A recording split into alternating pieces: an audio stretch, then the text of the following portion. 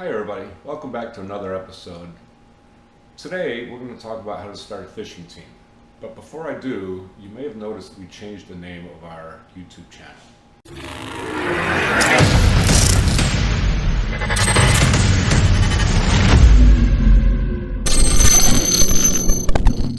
And the reason why I did that, it was always our intent to have YouTube information for the average fisherman as well as the high school fisherman or college fisherman, the coach. But we also wanted to support that with a website. And the website is finally up and running. And the website, I didn't want to make it about our team, our high school specific. So the website is called highschoolfishingcentral.com. And I'll put the URL right there. And so we've changed the YouTube channel to mimic the same name. So that our new high school name, or our YouTube name, is highschoolfishing.com. It's still the same people, you're still going to get the same type of content, but now we can marry the website along with the videos to give you a richer experience and give you more information. So some upcoming videos that you'll see will be, for instance, how to run a fishing tournament. And if you go to the website, there will be actual documents that you can download to help you with running a tournament. So that's what I mean by marrying the two, the videos and the website. So let's get into today's video, which is about how to start a high school fishing team. Really, it's a pretty easy process. My recommendation would be to first cultivate some excitement, some interest with the kids in your school, whether it's a middle school or a high school or even a college team. The same things would apply. So I would try to get, maybe half a dozen kids, 10 kids that have said that, yeah, I'd be interested in joining a fishing team. If you go to the administration with only one student that wants to join a fishing team, they're less likely to allow you to start a team. But if you've got 6 kids, 8 kids, a dozen kids, it's much, much easier. So that's the first thing. Cultivate some interest. Step 2 would be then to go to the school administration. Now every school has a little different process in this, but at my school, all you have to do is talk to one of the administrators and say, hey, I've got a great idea for a new club or activity in our school. I've got some kids that are interested, and usually it's just a little bit of paperwork, and they'll say, yep, go ahead and do it. Now in our school, they have you do it on a trial or probationary period for 1 to 2 years. They want to see what kind of interest there really is, how many times you're going to meet, what kind of activities you're going to do.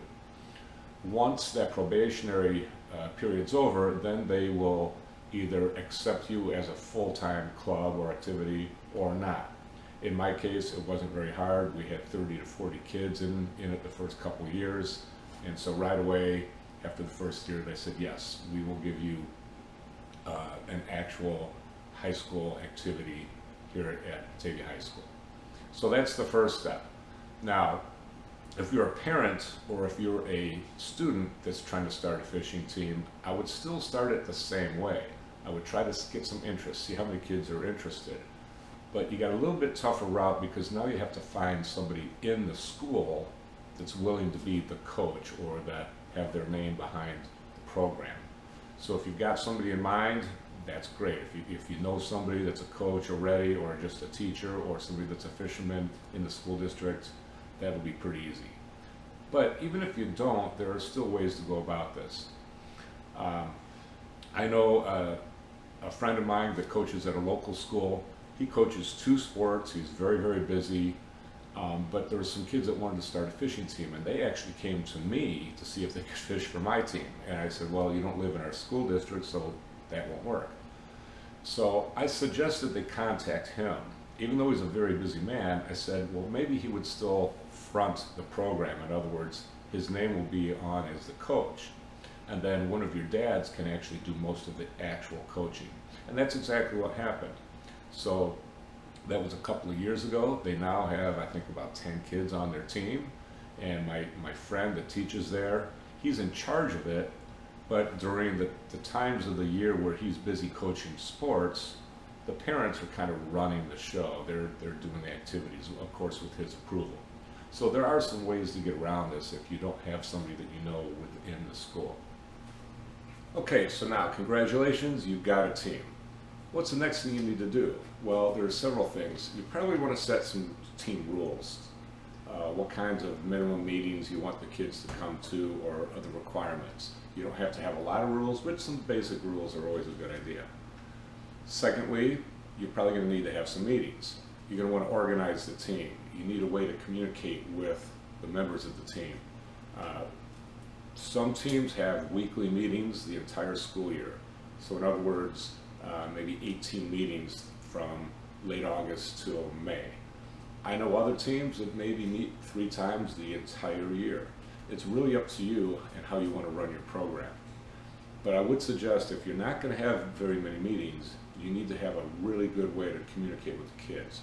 I would suggest to create or build a website. There's many websites you can make for free. For instance, Google Sites, very easy. Weebly, very easy.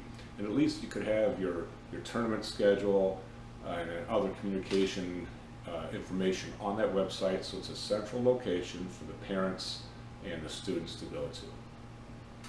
Okay, so now you've got some meetings, you've set those up. You're going to probably want to fish in tournaments. And what I would do is look into your local state and look at local tournaments. If you're not sure, contact schools around you that already do fish tournaments and ask them, hey, what tournaments do you fish? You can fish your high school series of events. Here in Illinois, we have a sectional tournament and a state tournament, and then during the non-sectional state time, it's just up to teams to host tournaments. I've hosted over 30 tournaments now in the last 10 years, so I've got quite a bit of experience on how to host tournaments. In fact, if you go to our website, highschoolfishingcentral.com, I've got a whole article on how to run your own high school tournament. But that's a good way to start getting the kids experience in fishing competitions. Another thing that you want to do once you get your tournaments set up is try to get some other captains to help run boats. If you're the only coach and you've got a boat, well, you can only get so many kids into those tournaments. So depending on where you live, you may have a lot of parents that might be involved, want to get involved that have boats. You might have other people in the community or in your local fishing club that have boats and will be willing to coach a couple of students out on the water for some given tournaments. Again, that's all things that you're going to have to work on your own. I live in suburban Chicago. Not a lot of people in our community own boats, so that's always a challenge for me. We end up renting boats for a lot of our tournaments. I do have an assistant coach that helps me. And so in my case, we actually make cuts. I only allow around 15 team members to be on my team because I simply can't handle 30 or 40 kids and be able to get them into boats and give them the experience that they deserve. So instead we have tryouts and we do cuts. Again, it's really up to you. It's however you want to run your program. A couple of other things to think about as far as the fishing team is maybe some fundraising, because it does take some money to run a fishing team. You're going to need some jerseys. You're going to need entry fees into these tournaments. You're going to need gas money to get to these tournaments. You might need lodging if you're going to events that are further away. So fundraising is another big part of it. Again, on highschoolfishingcentral.com, I have a whole article on fundraising with lots and lots of ideas on how to raise some money for your team. There's also an article about where to find jerseys. There are many, many jersey companies out there. Some cost a little more than others. It really depends on what you want. So you can read that on the website to get more information. But basically that's it. That will get you up and running. In your first year, I would suggest maybe fish 2, possibly 3 tournaments to get the feel for it, find out exactly what it's going to take. Then you can always expand. If you live in an area where there's a lot of community members that are willing to volunteer, you can really expand your program. We have some teams here in Illinois that have 70 to 100 kids on the team, and they have many, many parents that are helping. It really depends on your situation. But you can run a very successful program with just 10 kids, or even with 5 kids. So it's really whatever you want to make that team out to. Hopefully this helps. Please hit subscribe and share these videos so others can get this information. Thank you, and we'll see you next time.